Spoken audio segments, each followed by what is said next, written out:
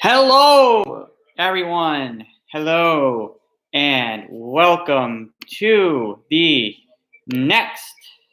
welcome to episode 7 of the Marvel Underground. Today, I know, guys, I have not been around in the next 2 weeks or so. So I do like to say I'm back. Hope y'all miss me. We have a big show for you today, along with a special announcement. So very excited to say that to everyone, which is pretty cool. So let's start with the underground. Let's just deep dive into the underground here. So as everyone knows, that the WandaVision has completed their season. I am going to be breaking down episode 8 and 9, the season finale. So let's start off with episode 8, because episode 8 was an interesting episode to be exact here. So for those who have not watched episode 8 or 9, beware spoiler warnings, spoiler words. So at this point of the video, please stop the film, stop the video, wait until everything else is done. If you're watching this live, don't watch it, please. Just don't watch it. I don't want to give you any other spoilers. No spoilers here. I don't want any spoilers going on with it. So let's start off first with episode 8, where we kind of start off where we get the brief history of Agatha the Harkness. We are to the point where we understand.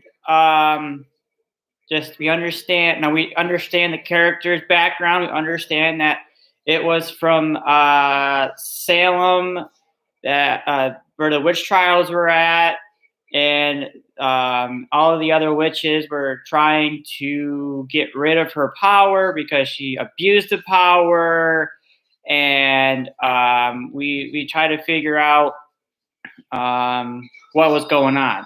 So we did realize too, as well, that that her powers basically drain life out of people, out of everyone, and this is quite interesting because we've never really seen anything like this in the MCU before. With magic like that will suck the life out of anyone that comes in contact. If you really take a look at it, it's quite interesting. So then it goes back. It was kind of cool. It kind of did the Marvel credits and then stuff like that, kind of like a Thor Ragnarok thing, you know. But anyway, then we go back to present day where where Wanda and Agatha are at her place, and she wants to know how she got her powers. So Wanda doesn't want to do it. So Agatha kind of gave her an ultimatum, kind of like, you want your kids back, and then the kids appear out of nowhere and whatnot. And then a door flies up, and then they go back in time to make sure where things all started, which was quite interesting. We never got to see the backstory of Wanda, and I actually kind of enjoyed this episode. I kind of really enjoyed this episode because we got to see her as a very young person that really enjoys sitcoms. Now, to me, when I was watching that part, I was like, I wondered why the sitcoms came into picture. She loved Dick Van Dyke, so it was more like a Dick Van Dyke kind of thing. So it kind of put 2 and 2 together. Episode 1 and 2 were more like a Dick Van Dyke episodes, and then it started going to get to modern. So we got to see her and her family. We saw her family blow up and die. Pietro and Wanda underneath, wherever she talked about the Ultron and Age of Ultron, that there was Stark and never blew up. I personally think she was the one. She already had. I feel like she had powers when she was born that kind of made her disarm the bomb from Stark Industries. So once all that unfolded, they take her. The next door took her into the Hydra experiment, where they were testing her. As we all know, they were doing illegal testing with illegal subjects that never survived through Loki Scepter. But the thing was that in that we got to actually see the Mind Stone again. The Mind Stone was also there, and it was some kind of figure that she was looking at that will take part in the next episode. So that all happened. She goes back in more time. She goes in back where Civil War begins to happen, and that she's watching another sitcom, the Malcolm in the Middle, and go from there. And then Vision's there. They're laughing, laughing, blah, blah, blah, blah. Okay, so at the end of the episode, it was kind of a cliffhanger where all of a sudden Agatha the Harkness became the witch that we all knew in the beginning of the episode, and then had her kids tied up, or not really tied up, but like had the thing around their necks or whatever. I don't know what I can say nowadays. But anyways, and then all of a sudden she's wanted her to get her power and say, how do you do it? And they called her the Scarlet Witch. Now, that was the first time that they actually mentioned her as a Scarlet Witch in the MCU. Which bringing that is probably the best thing ever that basically happened in the MCU, and going from there. But okay, so we end the episode with that, a nice little cliffhanger, and there's a post-credit scene. And then we get to see the very first look at the White Vision, whereas he looks at his hand and saying that, oh, look, I lost my hand, da, da, da, da.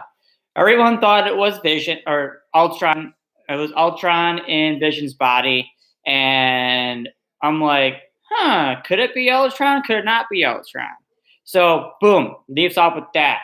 So, this kind of leads us to the season finale of the show.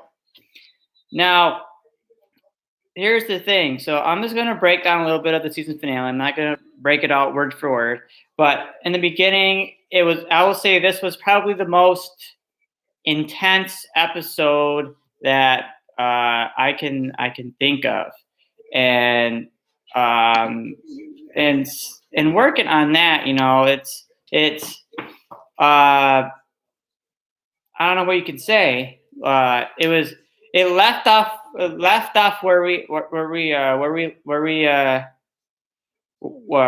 left off in episode 8 with Agatha holding her kids, or Wanda's kids, captive, and then Wanda.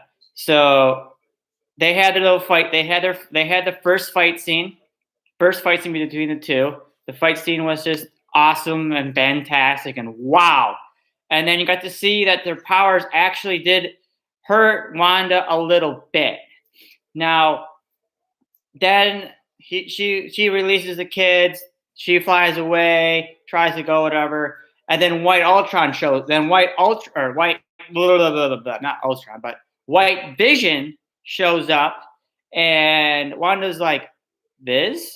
And all of a sudden, he grabs her head and starts damaging her head. And and she and then all of a sudden the reincarnate, well, I guess the memory vision came, helped, started fighting Ultra, or the white vision, and it was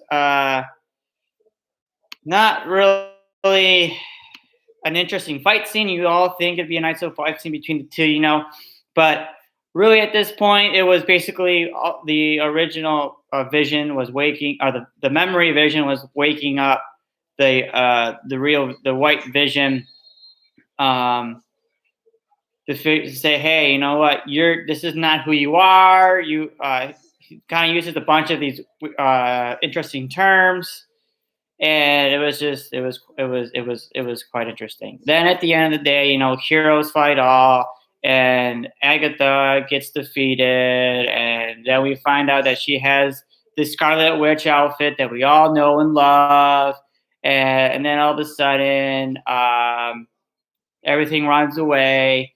Wanda makes Agatha basically don't remember who she really is. She makes her play the part of the role of what Wanda put all these people in the I think they call it the vortex. I think it's called. But then all of a sudden she releases the vortex, and then that starts releasing it. All the sword agents come out, and then they arrest the head honcho. I can't forget what his name was, but yes, they arrested the head honcho, and the God, I can't remember her name now. I'm losing the blank right now. Monica Rambeau comes up, saves the day too as well. Helps Wanda out, and then Cho and Darcy show up there too as well, and then they become, oh yay, woo, awesome, woohoo, we saved the day, yay! But then there's also two post-credit scenes in this one, right? There's two post-credit scenes. Now we get into the post-credit scene where first one where it takes off, or after everything was done, and Monica Rambeau goes into like a theater and gets taken by one of the SHIELD, or one of the army agents or SHORD agents, and then all of a sudden, she turns to a scroll and say the man upstairs points up, wants to see her. So that begins to say that, is this a setup for the secret invasion? And if she's talking about the guy upstairs, do you think that might be Nick Fury? Or would it be Talos, who is kind of the head of the Skrulls? Top of that too as well, you got your second one where it just takes you to some kind of field and whatever, mountain range. And then there's a cabin where Wanda's at, and then it's Wanda looking at the Darkhold, looking at the new rebranded Darkhold, just like Doctor Strange did in the first Doctor Strange movie. And it's crazy. Like, I don't know what to say to that. I mean, I don't like, yes, it's supposed to tie into Doctor Strange 2 into the multiverse. We all know she's in that. But the thing is, though, too, is that I don't understand why they plan on doing that more in depth. I don't know why they did that. But you know what? It was quite interesting. It was really interesting. All in all, I think I give the rating of this TV show about maybe a 7 out of 10 on this, just because the episodes were short, very, very short, and it flew by. I mean, these episodes flew by. Like 1 minute you're like, holy cow, you were done within a half hour. It's like, well, am I watching like a small 9-part episode that's only a half hour long, like 45 minutes long, like, and then on top of that, you have the credits that are more than 3 to 4 minutes long. So you got that, and you got the Marvel scroll in the beginning that takes up about maybe 5 to 10 minutes of the episode. And I just think if they tend to go back to WandaVision, if they renew it for season 2, which they're not, but if they do, they got to make longer episodes. They have to make longer. They have to make the audience feel like guessing every week. I mean, yes, I'm getting guessing every week, but first couple episodes were kind of didn't know what was going on. They're like, what's the premise of the show? It's like a reality show. It's more like a normal show. But yes, guys, all in all, I think it's 7 out of 10. What do you guys think of WandaVision in general? Or episode 8 or 9? Comment down below your guys' scores and why you guys think that it's that rating. A few things too that I actually have noticed too, or have seen, was to will we ever see the White Vision again? Will we see him again? Will he show up in any MCU projects? I really think that's kind of cool that they brought in the MCU version, or the comic version of White Vision. He had a whole bio about a big backstory about like how he was created and stuff like that. I can't remember top of my head right now, but he was recreated by one of the heroes, and that he had to regain his feeling towards Wanda, and that he didn't know much anything because it was a brand new machine, and he was part of the West Coast Avengers. So hopefully we get a video of the West Coast Avengers. That'd be freaking awesome. We have a West Coast Avengers. 2 as well. A lot of people are speculating too as well, and I think I'm speculating too, is that who is actually running SWORD right now? Because normally SWORD has an office up, or has a headquarters up in space. So who is actually running SWORD? Who is actually the head honcho of SWORD? Who is behind all of this? Who is all behind this? So a lot of people are speculating that it's probably going to be Kang the Conqueror, who really thinks, or will be the main villain of Phase 4, and I think he's running secretly SWORD. If you don't know what Kang the Conqueror is, he's the one that tries to reset the timeline, and basically tries to make the timeline into his image, which that would be a good storyline. I mean, if you want to know more depth into Kang the Conqueror, I would watch the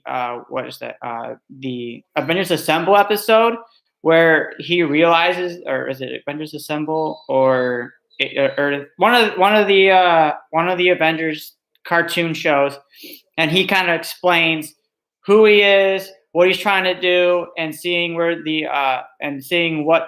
will happen going in the future, to the point where if these heroes keep on fighting, it's going to be turning into the Earth into chaos and ruin, and it's going to be end of the world for sure. So I think that might be the Phase 4 villain in this, because we have a lot more to witness in the MCU Phase 4. I mean, obviously we are not getting a team up just yet, and kind of going from there. So Again, if any of you guys have any comments about WandaVision and think who's running Sword, comment down below to make sure that things are as to your liking, and going from there. Okay, so as we all know that we are getting prepared for the Falcon and the Winter Soldier premiering this coming Friday. I guess you could say in 8 days. I guess you could say this week. Okay, we got the next week. We have so Sunday's a new week. Okay. Anyway, but here's the deal. So Falcon and the Winter Soldier premieres on the 19th. So this coming Friday. I think it's going to be really good. There's going to be 6 episodes. My speculation there could be an hour-ish episodes. Don't really much of the premise of it yet, but I think it's going to be a really, really good episode. Rumors are having it that the first episode's name would be called "Rest in Peace, Cap." Don't know what that means, but it might be saying, maybe I'm guessing, that Captain America is no longer alive right now, and that that the Falcon has the shield that Steven Rogers has for years. So I think it's going to be a new era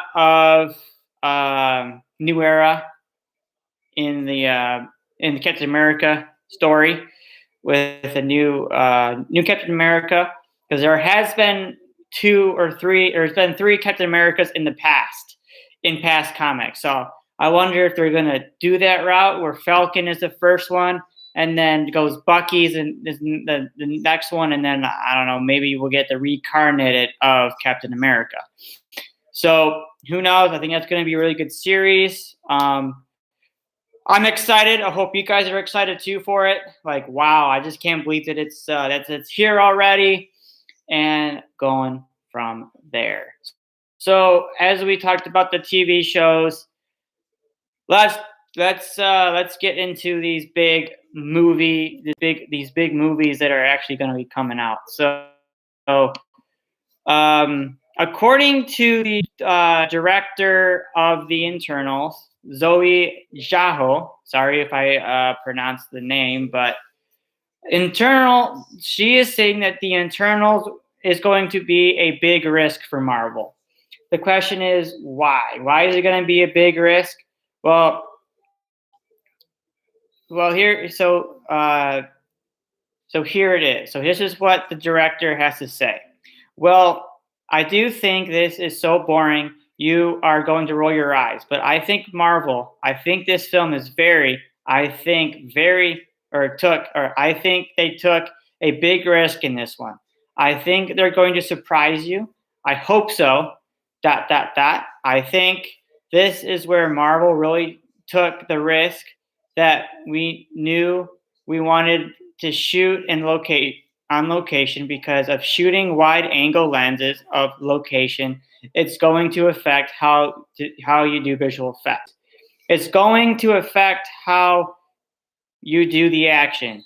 There's a lot that will feel and look different.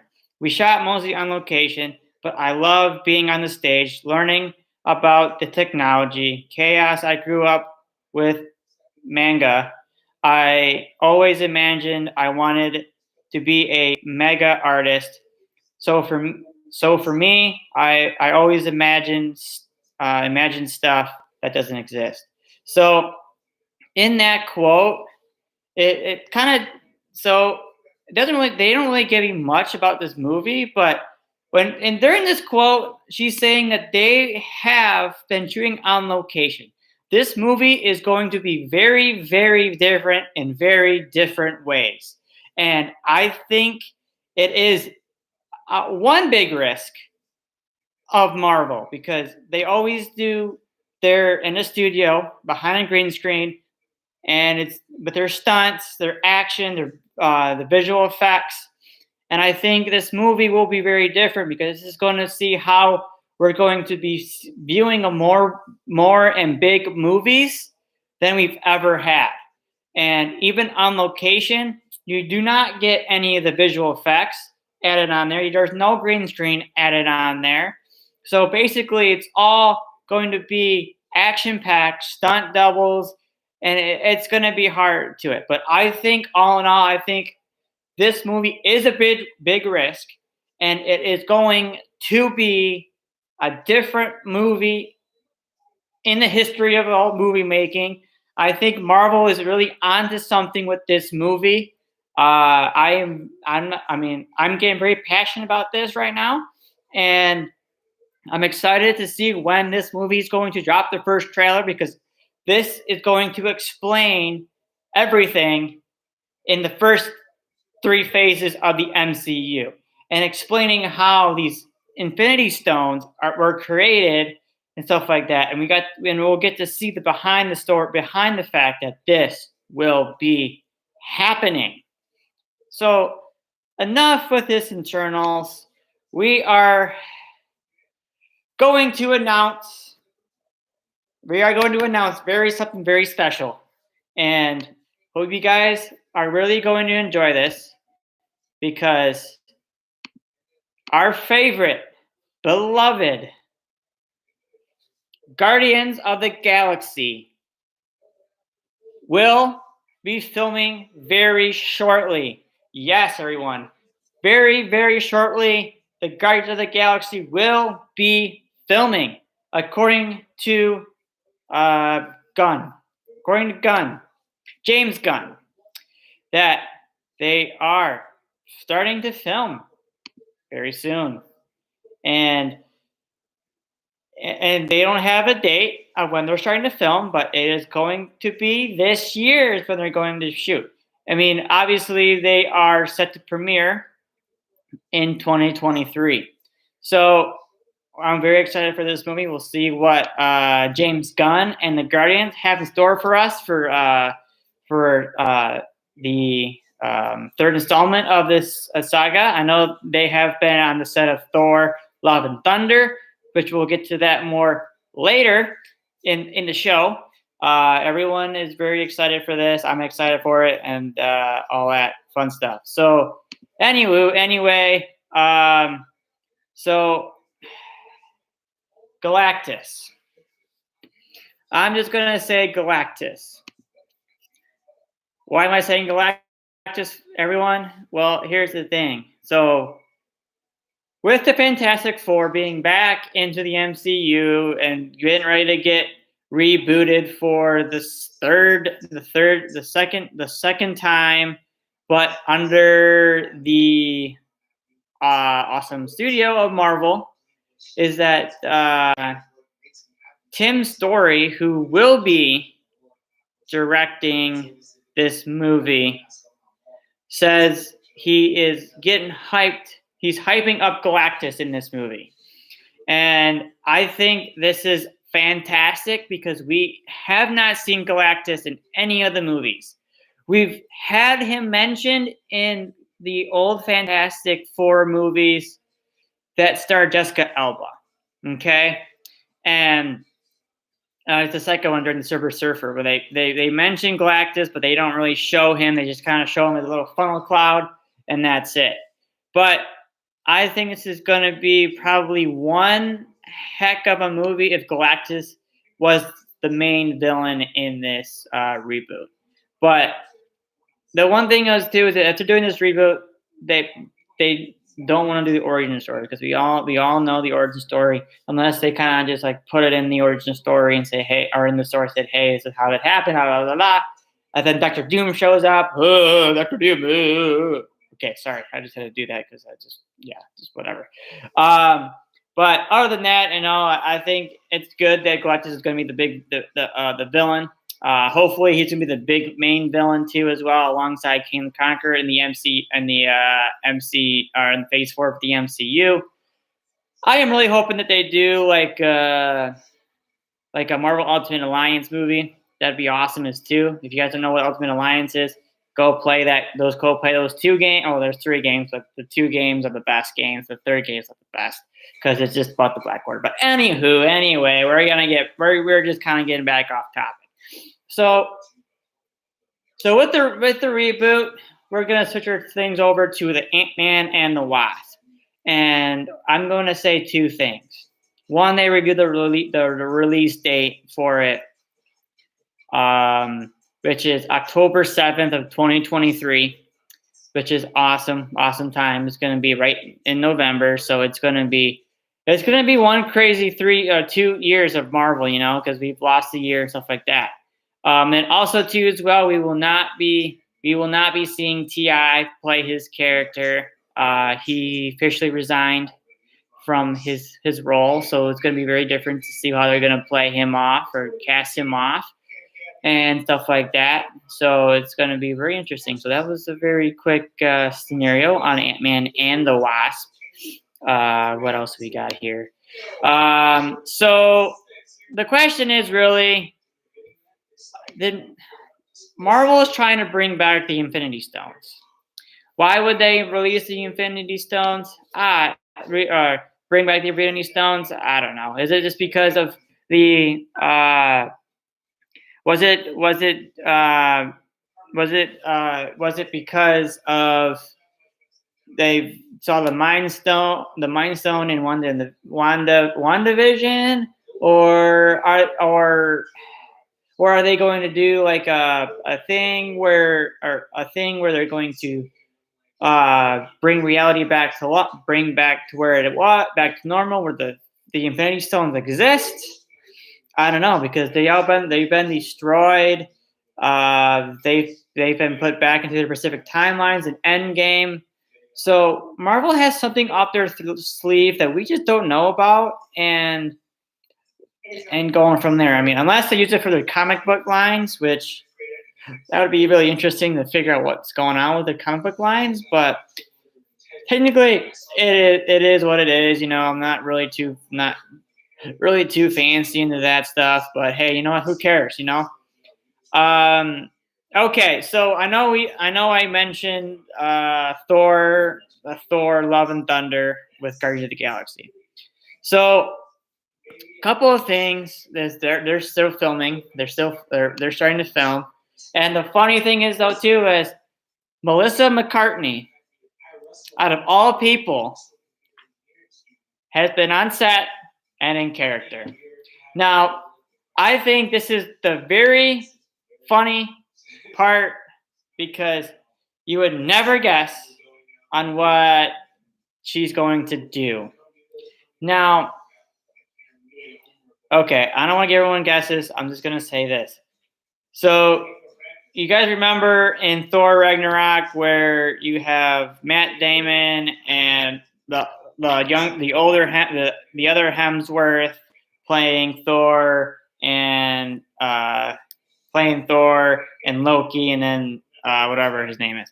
Yeah, so comes the fact that Melissa McCartney's character is Helena.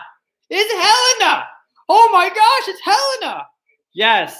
If you look at these set photos of her, it is really funny. Who would have thought Melissa McCartney would be a kind of like a little play knockoff of Helena? That's gonna be pretty funny. I like Melissa McCartney. It's gonna be awesome. She's funny, so let's go. Woo! And then also too as well, Valkyrie showed off her new suit, her new outfit for it, and wow. Awesome. It literally looks awesome. But you know what? I'm excited for this film already. We already know Thor's gonna be like a biker dude-ish guy. It's like, all right, let's go, yeah. Give me Starbreaker. Yeah, sorry. I had to do that. So yeah. All that fun stuff. So I guess I've been hearing rumors that Jillian Hillard and Jet Klein, who played Billy and Tommy, have been spotted on set of Doctor Strange. So we are very, very excited that we get to see Billy and Tommy again on the big screen this time, not on the small screen, but on the big, big screen. So we're excited to see that. I'm excited to even see all of them back and all that fun stuff. So that's all I'm gonna say. That's it. And then also too as well, Black Widow is officially coming to theaters on May 7th, 2021. Regardless of what's going on, the CEO of Disney confirmed this in an interview that Black Widow will be a theoretical release. So get your friends, get everyone, wear your mask up, go to the movie theater, grab your popcorn, get back to real life normalcy, and enjoy this movie, because I know I will be there on day one of when this movie premieres. Actually, I may be able to. Who knows? But here is the 2021 movie lineup for Marvel here. So they're releasing 4 films in total, starting off with the Black Widow on May 7th. So we got 2 months, less than 2 months away. And then on July 9th, we have Shang-Chi and the Legend of the Ten Rings. And then on the 11th, on November 5th, we have the Internals. That's coming out too. And then to end the year off with the biggest anticipated movie that finally got its name 2 weeks ago, after we got all of these fake names, Spider-Man No Way Home. Yes. How does that sound? Spider-Man No Way Home. I kind of like that. I kind of like that name. But we will discuss that next week. We will break down this. We will break down why I like it and why Chris likes it as well. I know he is not here right now. So he will be back. He will be back next week. So I know you guys like to see this beautiful face. I know, but you like to see you like to see Chris as well. Yes, I know. He's also a good guy, but awesome dude. So he'll be back. So we're excited. Also too as well, don't forget to tune in tomorrow. Actually, tune in tomorrow, where we will reveal our brackets for the March Madness Mania, I call it. Okay, so let me give you guys a little bit of rundown of what it's going to be about. It's going to be like the same format as the March Madness. There's 4 regions. Normally there's East and West and Midwest and South. Well, we're gonna do. So here are the regions, guys. We have the South we have the women region. All the women heroes and villains take on each other. We have the outer space region. We got the Earth-based region, and we have the machine region. So the question is, for those who are watching and for those who love to comment below to see who you think will make the brackets and who you think will come out and win the first ever Marvel Underground Marvel March Madness Mania tournament. Okay? In honor of the NCAA March Madness, we are doing that. We're going to reveal that to you tomorrow. And that is one big exciting news. So hope you guys can tune in to that. It's going to be an awesome selection show.